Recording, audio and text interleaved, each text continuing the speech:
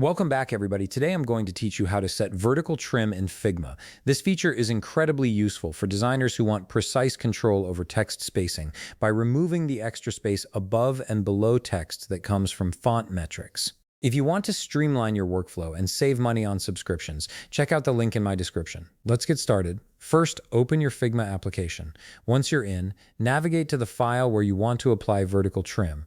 This could be any design file you're currently working on, whether it's a website mockup, mobile app interface, or any project that involves text elements. For this example, let's say we have a text element already in our design. Click on that text element to select it. Once selected, direct your attention to the right side of your screen.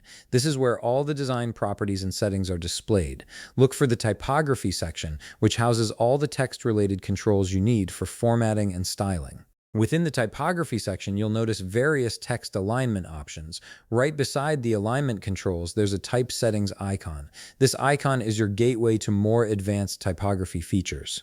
Go ahead and click on it to reveal additional settings that aren't immediately visible in the main panel. After clicking the type settings icon, a menu will appear with more detailed options. Here, you'll find the vertical trim feature. Click on cap height to baseline to activate this setting. This option specifically targets the unwanted spacing that fonts naturally carry above the capital letters and below the baseline. Now comes the practical benefit of this feature. With vertical trim enabled, you can adjust the position of any element and align it precisely to the actual visible edges of your text, rather than fighting against invisible spacing.